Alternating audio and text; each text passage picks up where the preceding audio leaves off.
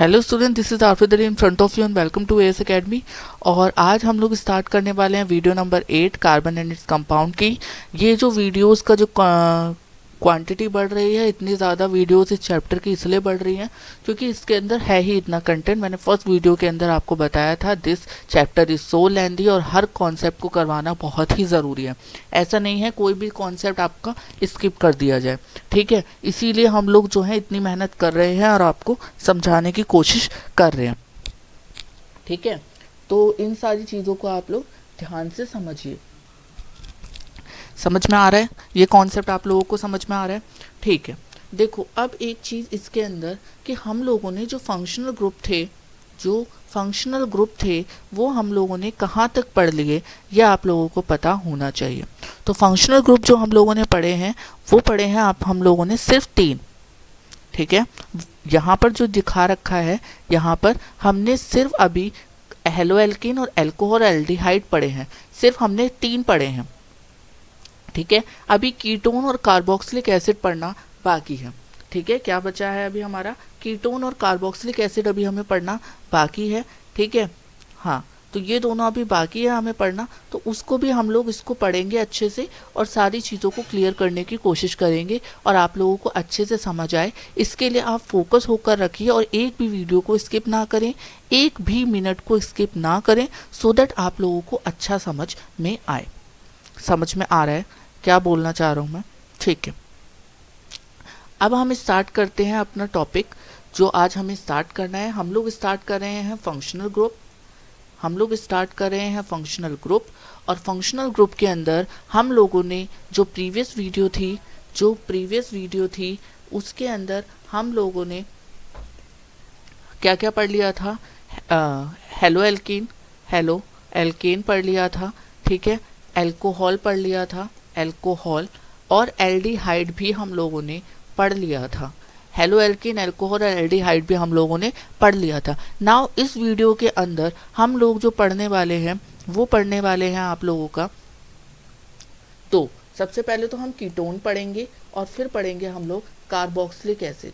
क्या पढ़ेंगे? Carboxylic acid.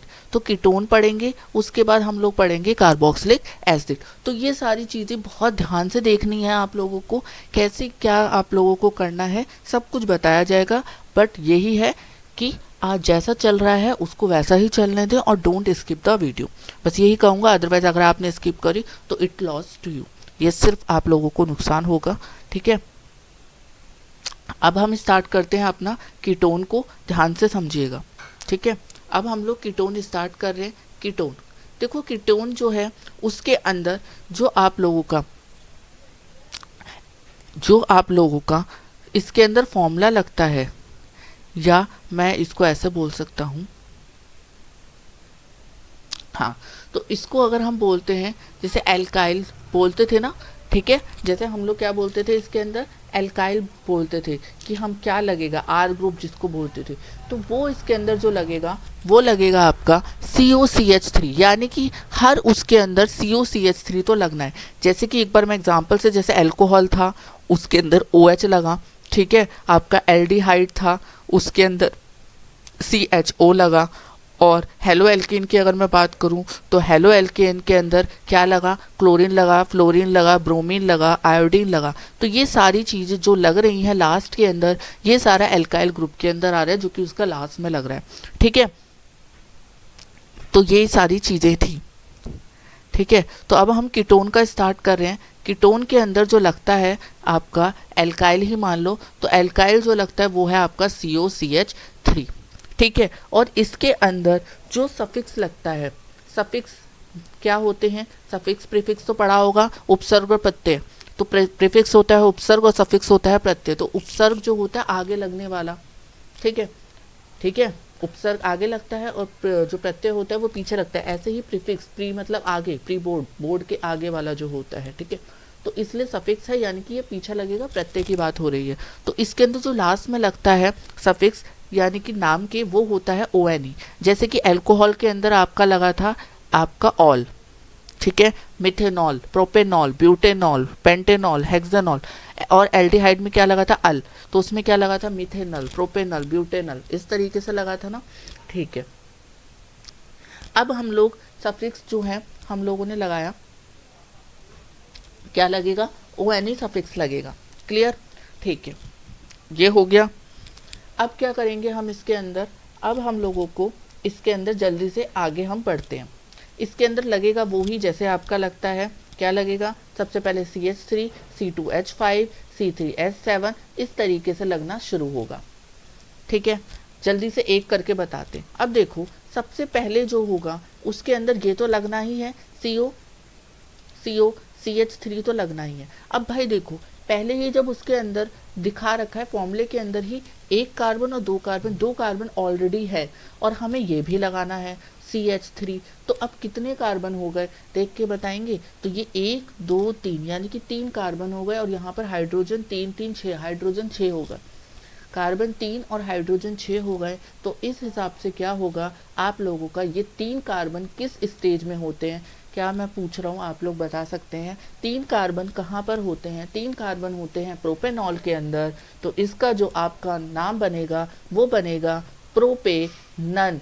None क्यों, ओ एन ई बताया तो है, ओ एन ई लगेगा, प्रोपेन था, प्रोपेन में ओ एन ई लगेगा, तो प्रोपेनन बन गया। और आप लोग इसका जो है बस याद रखना ऑक्सीजन के साथ डबल बॉन्डिंग लगती है, बाकी सेम टू सेम आपका स्ट्रक्चरल फॉर्मूला और ईडीएस वैसे ही बनेगा। यानी कि यहाँ पर अगर मैं नंबर ऑफ कार्बन एटम की बात करूँ, नंबर ऑफ कार्बन एटम की बात करूँ तो वो 3 ही लगेंगे, एक कार्बन से बात नहीं बनेगी क्योंकि ऑलरेडी फॉर्मूले के अंदर COCH3 यानी कि 2 कार्बन ऑलरेडी आ रखे हैं और हम लोगों को आपका एल्काइल ग्रुप भी लगाना है, CH3 भी लगाना है, तो 3 कार्बन हो गए। 3 कार्बन, और किस केस में 3 कार्बन होते हैं वो आप लोगों को पहले ही बता रखा है नॉमेनक्लेचर में। 3 जो होते हैं कार्बन वो होते हैं प्रोपेनन के अंदर।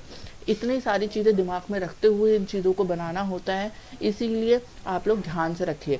अब क्या बात आई, मिथेनन अगर होगा कि मिथेनन बनाओ, तो भाई मिथेनन बन ही नहीं सकता क्योंकि मिथेनन के अंदर सिर्फ फॉर्मूला आएगा और जो चाहिए वो तो आएगा ही नहीं। और मिथेनन के लिए तो एक ही होना चाहिए, यानी कि फॉर्मूले में ही 2 हैं तो एक कैसे ले सकती हो, समझ में आया। अब हम 4 और 5वें का भी बना लेते हैं, ठीक है, चौथे और 5वें का भी हम बना लेते हैं। देखो चौथे का अगर मैं बनाना चाहूँ कार्बन से, तो चौथे के अंदर कैसे बनेगा, COCH3 तो फॉर्मूले में लगेगा ही, और आपका क्या लगेगा फिर C2H5 लगेगा, यानी कि C2H5 COCH3। कार्बन 2 इधर हो गए और 2 यहाँ हो गए, यानी कि 4 कार्बन। और 4 कार्बन किस में होते हैं ये आप लोगों को पता था, ब्यूट के अंदर होते हैं, और आप लोगों को पता है प्रीफिक्स ONE लगेगा, तो ये हो गया आपका ब्यूटेनन। कीटोन के ये फंक्शनल ग्रुप आपके सामने हो रहे हैं, ध्यान से चीज़ों को देखते हुए चलिए। अब आते हैं 5वें की तरफ। 5वें के अंदर COCH3 तो सबसे पहले लगेगा अगर कीटोन की बात की गई है, फिर इसके बाद C3H7 आएगा। अब क्या होगा, अब इसके अंदर होगा आपका 1 2 और 3, 3 और 2 5, 5 के हिसाब से ये बनेगा आपका पेंटेनन। ठीक है, थोड़ा जल्दी भी करवाना पड़ेगा क्योंकि ऑलरेडी ये चैप्टर बहुत ज़्यादा लेंदी है।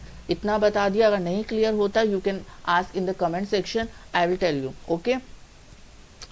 उसके बाद अब हम 6 बना लेते हैं एक बार, जैसे COCH3 बना था, अब C3H7 के बाद क्या होगा, C2H5 था तो इसके लिए बनेगा C3H7। सबसे पहले CH3 बना, फिर C2H5 बना, फिर C3H7 बनेगा, यही था ना, CH3 बना, C2H5 बना, C3H7 बना, फिर क्या बनेगा,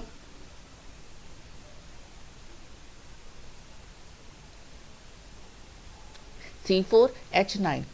ठीक है, C4H9, तो यहाँ पर बनेगा C4H9, C4H9। तो कार्बन देखो, गिनो कार्बन कितने हो गए, कार्बन हो गए आपके C4H, हाँ तो C4, इसको काट के लिख देते हैं, ठीक है, C4H9 CO, पूरा ही डिलीट करना पड़ेगा इसको, ठीक है।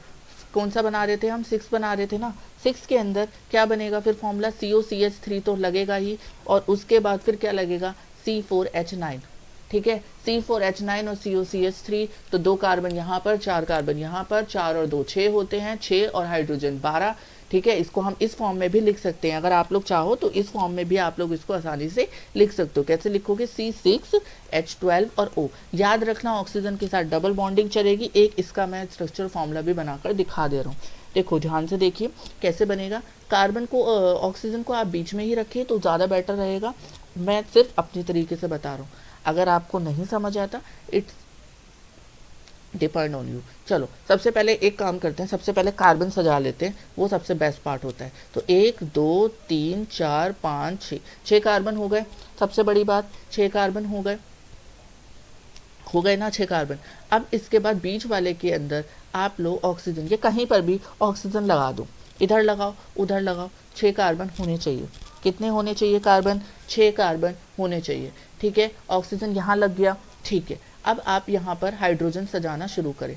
एक बार हाइड्रोजन चेक कर लें कितने होंगे। ठीक है, तो यहाँ पर 1 2 3 4 5 6 7 8 9 10, 10 आपके क्या हो गए?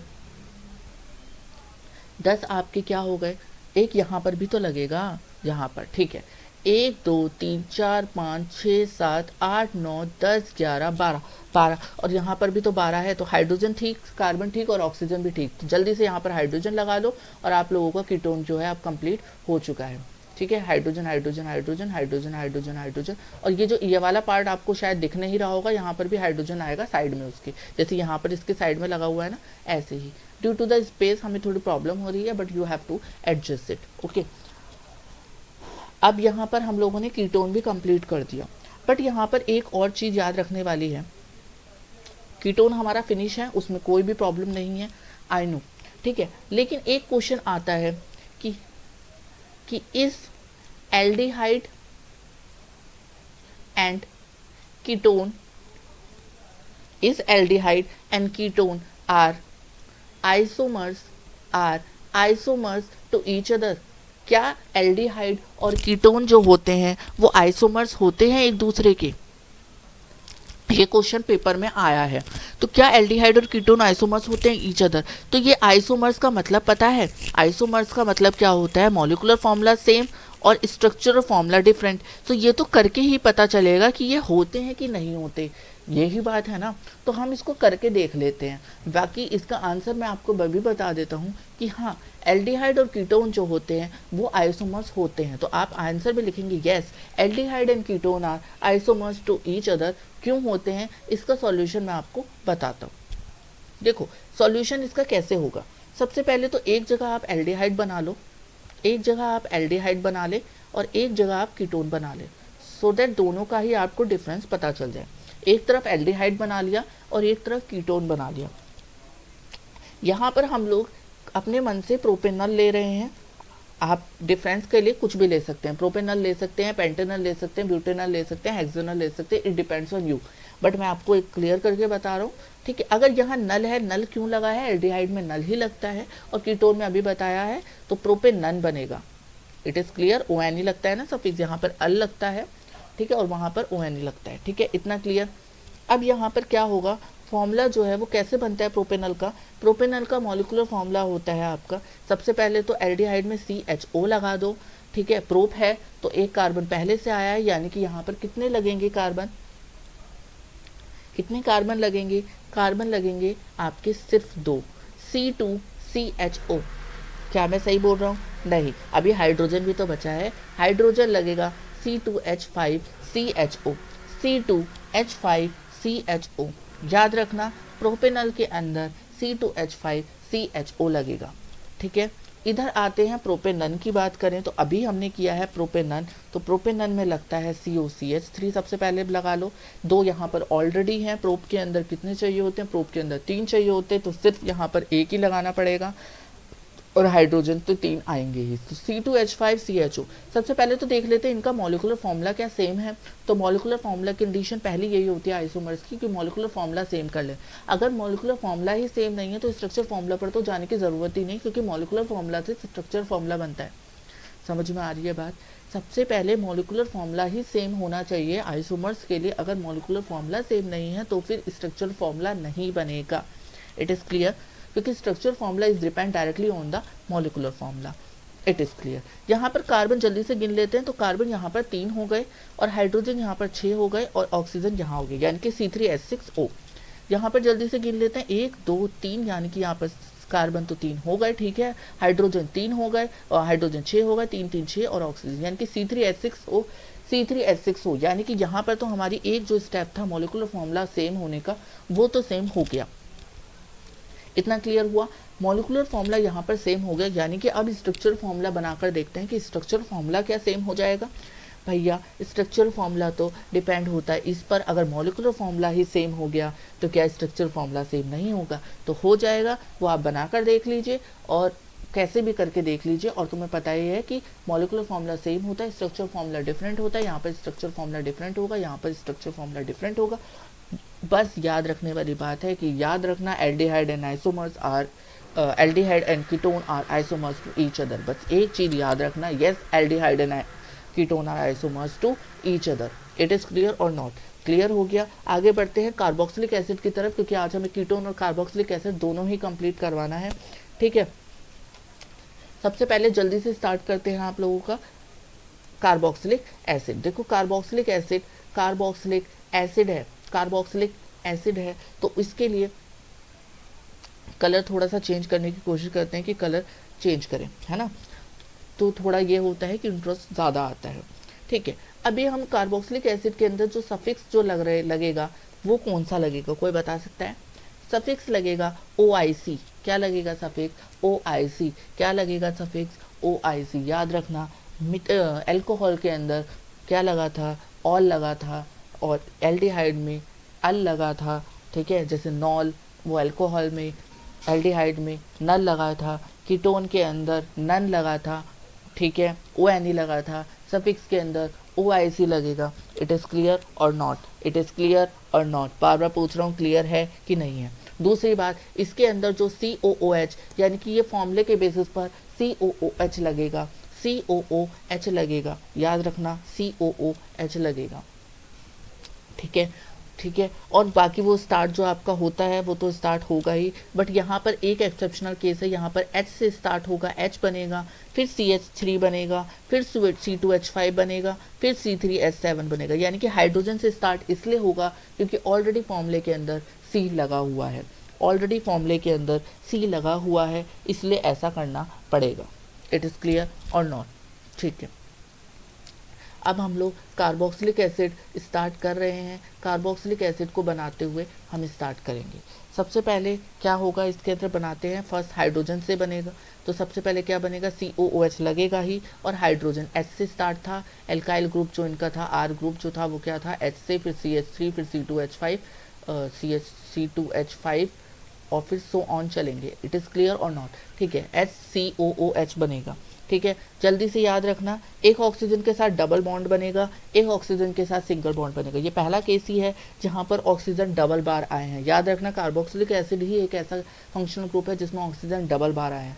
तो इसको बनाने के लिए क्या करेंगे, एक ऑक्सीजन ऊपर डाल दो, एक ऑक्सीजन यहाँ डाल दो, एक हाइड्रोजन यहाँ और एक हाइड्रोजन यहाँ। बन गया ना? क्या दिक्कत हो गई? बन गया ना? तो फिर इसको क्या बोलते हैं हम लोग? एक है इसमें कार्बन, तो ये मीथ बनेगा, और मीथ के साथ OIC लगेगा तो मिथेनोइक, और ये एसिड है तो मिथेनोइक एसिड। दूसरा बनाए, दूसरा कैसे बनेगा? COOH लगा दो, CH3 लगा दो, तो 2 कार्बन हो गए। इसका स्ट्रक्चर एक सिंगल के साथ एक डबल के साथ लगा देना ऑक्सीजन, स्ट्रक्चर फॉर्मूला बना लोगे, आई होप सो। इसका नाम लेकिन क्या होगा? इसका नाम होगा इथेनोइक एसिड। इथेनोइक क्यों हुआ, कोई बता सकता है? यस, इसीलिए हुआ इथेनोइक एसिड क्योंकि कार्बन 2 थे। वेरी गुड, होप सो आप लोगों को समझ आ रहा है। तीसरे में कैसे बनेगा? COOH है, फिर क्या होगा? COOH है, फिर क्या होगा? C2H5 लगाना पड़ेगा, स्ट्रक्चर फॉर्मूला बना लेना, और इसका नाम क्या होगा? 2 और 3, 3 कार्बन है, तो 3 कार्बन किस में होते हैं? प्रोपेनोइक, यानी कि ये हो गया आपका प्रोपेनोइक एसिड। इससे आसान भाई होगा क्या? बस एक बार समझ में आ जाए फिर तो आप कर ही लोगे। COOH लगा दो, C3H7 आएगा, 4 कार्बन है तो ब्यूटेनोइक हो जाएगा, क्योंकि ब्यूट 4 के अंदर होता है।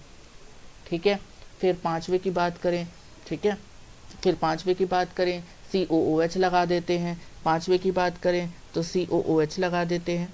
पांचवा चौथा ज़्यादा जल्दी हो गए ना ठीक है, पांचवा नहीं चौथा, तो ये चौथा है तो COOH लगा देते हैं। फिर क्या लगाएंगे?